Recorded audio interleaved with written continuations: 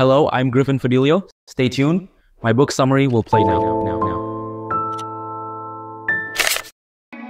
Think of bodhicitta on a daily basis, as a result of which you will have good health and happiness, not only in this life, but in life after life. The Art of Happiness, 1998, is based on interviews of His Holiness the Dalai Lama conducted by the psychiatrist Howard C. Cutler. The combination of Tibetan Buddhist spiritual tradition with Dr. Cutler's knowledge of Western therapeutic methods and scientific studies makes this a very accessible guide to everyday happiness. The book spent 97 weeks on the New York Times bestseller list. How can we achieve lasting happiness? Most people would readily agree that the purpose of life is to seek happiness.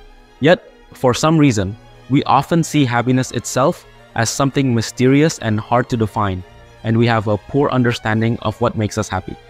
According to the Dalai Lama, by training one's mind, it is possible to learn how to be happier. External events can affect a person's happiness in the short term, but our level of happiness tends to revert back to a certain baseline soon after the event. For example, winning the lottery only produces a short-lived happiness high, which usually subsides relatively quickly. Similarly, people who face sudden and tragic health problems like a diagnosis of cancer or paralysis, typically after a period of grieving, recover their previous level of happiness. Hence, it seems no specific external conditions can really affect our happiness in the long run. But the mind is a powerful tool. Our mental state greatly affects how we perceive the world. Consider, for example, how negative emotions skew our view of other people. When we're angry, even dear friends can seem annoying, cold, and hostile. According to the Dalai Lama, it is possible to systematically train your mind so that you identify and cultivate positive mental states while eliminating the negative ones. Though this is a slow, gradual process, it eventually brings a calmness that allows you to live a happy, joyous life, no matter what the external situation. External circumstances cannot create lasting happiness. The right state of mind can. In the next 3 summaries, you'll learn why compassion, intimacy, and spirituality are important for a happier life. Key point 1. Cultivating universal compassion is a way to a healthier, happier life. The Dalai Lama places great emphasis on developing and cultivating compassion. It is an important component of not only Buddhist spiritual development, but also of robust, lasting happiness. Compassion can be roughly defined as a state of mind that is non-aggressive, a wish to see others free from suffering. In true compassion, this wish is deep and universal, not related to personal feelings or to attachments to particular people. Rather, it applies to all living creatures, including friends, enemies, and even a fish riding on a hook. The mental and physical benefits of a compassionate attitude have been well documented by research. These range from experiencing an emotional high after helping others to gaining a longer life expectancy themselves. But the most striking trait of a compassionate person is how widely their warmth to others is spread. They feel a strong affinity with all others, no matter whether they are rich or poor, close friends, or total strangers. To cultivate compassion, you must try to be empathetic toward others and actively try to understand things from their perspective. An effective method for this is to understand their backgrounds and focus on the commonalities you share. Say, for example, your cab driver tries to overcharge you. Instead of getting angry, you could think about what you and the driver have in common, like that you are both tired, hungry, and want to get back to your families. Then try to examine yourself in their shoes. How would you feel? This usually helps you develop empathy and reduce the anger you would feel, leading to more compassion and a happier life. Cultivating universal compassion is a way to a healthier, happier life. Key point 2. The Western notion of romantic love can be limiting and is often not enough for a lasting relationship. Having close, intimate relationships with other people promotes both physical and mental well-being, but the Western viewpoint that deep intimacy can only be achieved through a romantic relationship can be problematic. People who don't find such a relationship often feel lonely and unhappy. But in fact, the concept and limitations of intimacy have varied greatly across different times and cultures, and a wealth of intimacy lies beyond the exclusively romantic Western definition. The Dalai Lama himself said he felt an intimate connection with a wide array of people around him, for example his tutors and cooks. He even went as far as discussing state affairs with a cleaner sweeping the floors. By embracing the countless opportunities to connect to other people every day, we can lead happier lives. Often, we run into problems in our involvements with others. In these cases, it is vital to understand the underlying basis of the relationships. For example, romantic relationships based on sexual desire or based on the Western ideal of being swept off your feet by love are unlikely to last if they have no other more permanent basis. Lasting relationships, on the other hand, are based on respect and appreciation of the other person. This kind of relationship requires knowing the deeper nature of the other person, which requires time. As Mark Twain said, no man or woman really knows what perfect love is until they have been married a quarter of a century. The Western notion of romantic love can be limiting and is often not enough for a lasting relationship. Key point 3. Though religious beliefs can be beneficial to happiness, you can cultivate basic spirituality without them. An important ingredient of leading a happier life is spirituality. The benefits of a strong religious conviction are well documented in numerous studies and range from happier families to better health. But contrary to what many people believe, spirituality is not dependent on any specific religion. The Dalai Lama believes any of the world's major religions can offer people the opportunity for a happier life. In fact, there is also a kind of spirituality that exists completely outside of the sphere of religious belief. Basic spirituality comprises basic human qualities like goodness, compassion, and caring for one another, and it is therefore attainable by atheists and religious people alike. Embracing these qualities brings us closer to all of humanity, helping us become calmer, happier, and more peaceful. The Dalai Lama spends about 4 hours each day in religious routines, but basic spirituality can be practiced in everyday life without prayers or mantras. For example, if you find yourself in a situation where you are tempted to insult someone, you can practice basic spirituality by challenging that wish and restraining yourself from indulging it. In this way, you can constantly train your capacity for basic spirituality without praying for hours each day. Though religious beliefs can be beneficial to happiness, you can cultivate basic spirituality without them. In the last 5 summaries, you'll discover how to overcome suffering and negative states of mind. Key point 4.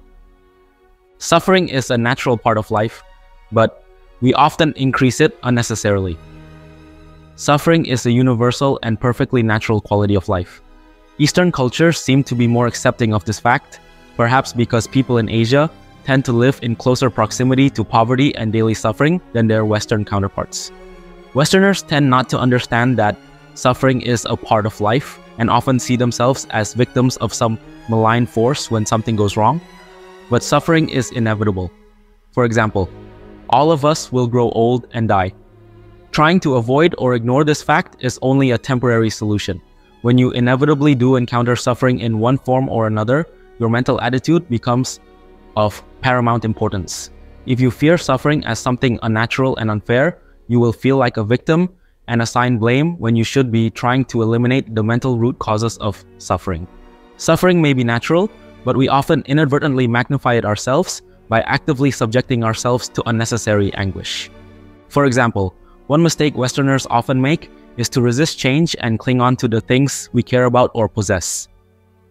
But change is a constant and universal force. Resisting it will inevitably result in suffering as we lose the things we have clung to. Another common source of unnecessary suffering is unnecessarily hanging onto past negative events, mentally replaying them and perpetuating the pain. For example, some divorcees still seethe with anger toward their ex-spouses even decades after their divorce. By accepting that suffering is natural, you can confront and analyze its causes, including whether you may be partially creating it, and begin to lead a happier life. Suffering is a natural part of life, but we often increase it unnecessarily. Key point 5. We can eliminate negative attitudes, feelings, and habits only through sustained effort. The Dalai Lama believes that negative states of mind, like anger and fear, are obstructions that stop us from achieving our natural happy state. They are poisons. But certain positive states of mind, love, compassion, patience, generosity, can act as antidotes to them, eliminating harmful emotions, attitudes, and behaviors. Hence, to eliminate negativity, positive emotions and behaviors should be habitually cultivated. This resembles the essential ideas behind Western cognitive therapy, where maladaptive behaviors and thinking are identified and, in a sense, corrected. Depressed people, for example, often have a distorted way of thinking. They may focus their thoughts exclusively on negative things, such as trouble at work or financial difficulties, and completely overlook the fact that they have much to be happy about, like good health and a charming family. Studies have proven that correcting these distorted modes of thinking can make people happier. The process of ridding oneself of negative, destructive emotions and behaviors and replacing them with positive ones is long and gradual. To successfully instill good habits, you must understand why a change is needed and then translate that reason into the conviction and determination to change. Then, through sustained effort, it is possible to implement the change. The process of habituation can take many years, and expectations of a quick fix are unrealistic. The Dalai Lama himself says it has taken him 40 years of practice to develop a deep appreciation for Buddhist principles and practices. His daily prayers, all 4 hours of them, are reminders of how he wishes to live his life. Through similarly determined efforts and frequent reminders, you too can eventually establish new behaviors. We can eliminate negative attitudes, feelings, and habits only through sustained effort. Key point 6. Learn to shift perspectives and find the good in every situation. When people encounter a negative situation, they tend to see it very rigidly as 100% negative. Generally, though, most situations contain both positive and negative elements and can be viewed from several alternative angles. For example, you might consider having to sit next to an annoying, flatulent person on a plane as a purely negative situation, or you could see it as an opportunity to practice patience and tolerance. Such a switch can also help you find meaning in pain and suffering. When you next encounter obstacles in your life, do not wallow in self-pity and cry, "Why me?" but instead consider it a chance to become stronger. Find purpose in suffering and thrive. The ability to shift perspectives is facilitated by having a so-called supple mind, a certain mental flexibility. Anyone can develop this flexibility by deliberately trying to shift perspectives as we encounter unpleasant events in life. People with supple minds are sometimes seen as indecisive and inconsistent. After all, how can you abide by a rigid value system and yet remain flexible? The Dalai Lama's solution has been to reduce his value system to its most basic principles that can be applied in a vast array of daily situations, rather than to specific rules that might be unnecessarily constraining and inappropriate in some cases. It takes time and effort to learn to see the good in negative events when they occur. Therefore, you should start practicing immediately.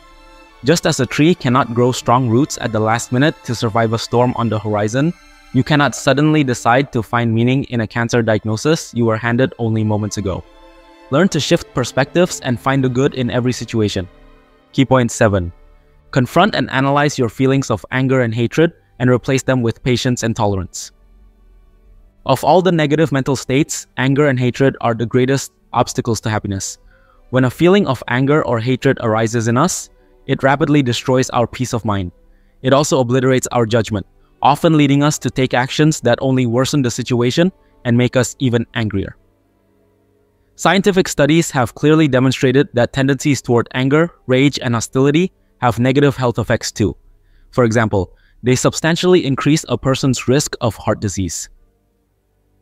Anger and hatred cannot be overcome by simply suppressing them. On the other hand, venting anger, such as through raging and shouting, tends to increase negative feelings, not reduce them. Hence, the correct response to anger is to learn how to use the antidotes of patience and tolerance against it, and to cultivate them, for example, through meditative exercises. Since anger tends to arise from a mind that is discontented, the first step toward dealing with it is to build a mindset of inner contentment. Studies have shown that stress decreases the threshold of feeling anger, hence, Reducing stress by cultivating calmness and contentment can help reduce feelings of anger. When you feel angry, the correct response in the eyes of both the Dalai Lama and Western scientific studies is to simply take a time out. Pause to analyze the situation. Where did the anger come from? What factors created it? Is it destructive or constructive? By applying such a logical appraisal to the anger and by trying to replace negative feelings with thoughts of patience and tolerance, the anger often dilutes. Confront and analyze your feelings of anger and hatred and replace them with patience and tolerance. Key point 8. Combat anxiety and low self-confidence by examining your thoughts, motives, and capabilities honestly. Fear, anxiety, and worry are things that all people experience from time to time. They are natural responses to certain circumstances, but when they become excessive or constant, they can cause serious mental and even physical symptoms, such as weakened immune responses and heart disease. The sources of anxiety are many, as are the preventative measures that can be applied. Much like the Western psychiatric practice of cognitive intervention, the Dalai Lama favors challenging the thoughts that generate anxiety and replacing them with positive ones. Sometimes a specific situation may cause anxiety, for example, asking someone you like out on a date. In such a case, it can be helpful to examine the reason you are taking this action. Realizing that your motivation is proper and sincere, for example, that you wish to be kind to the other person, usually reduces fear and anxiety. Excessive anxiety is often related to poor self-confidence, and the Dalai Lama feels the antidote for this is to be honest with yourself and others about your capabilities and limitations. If you're comfortable with your own limits, you can confidently admit when you cannot do something or do not know something, and not lose your self-esteem by doing so. Sometimes low self-esteem can reach the extreme of self-hatred, where a person feels completely unworthy and may even contemplate suicide. The antidote to such an extreme mental state is to remind yourself of the marvelous intellect and potential for development within every single human being, including you. Tibetans contemplate this routinely in their daily meditations, which is perhaps why self-hatred is a virtually unknown concept in their society. Combat anxiety and low self-confidence by examining your thoughts, motives, and capabilities honestly. Final summary. The key message in this book. You can achieve lasting happiness, but only through inner mental discipline, not as a result of external circumstances like wealth or good fortune. Cultivate compassion, spirituality, and a supple mind, for they will help you deal with pain and suffering when they arise. The questions this book answered: how can we achieve lasting happiness? External circumstances cannot create lasting happiness. The right state of mind can. Why are compassion, intimacy, and spirituality important for a happier life? Cultivating universal compassion is a way to a healthier, happier life. The Western notion of romantic love can be limiting and is often not enough for a lasting relationship. Though religious beliefs can be beneficial to happiness, you can cultivate basic spirituality without them. How can we overcome suffering and negative states of mind? Suffering is a natural part of life, but we often increase it unnecessarily. We can eliminate negative attitudes, feelings, and habits only through sustained effort. Learn to shift perspectives and find the good in every situation. Confront and analyze your feelings of anger and hatred and replace them with patience and tolerance. Combat anxiety and low self-confidence by examining your thoughts, motives, and capabilities honestly. Thanks so much for listening. Please leave us a comment, and if you like my content, please subscribe. We always appreciate your feedback. Griffin's world so wild and bright, flying high into the night. Mysteries unravel fast, every chapter's such a blast. Laughter echoes through the air, adventures waiting everywhere. Call me Griffin, hear my name. Living stories never tame, in a book where dreams collide.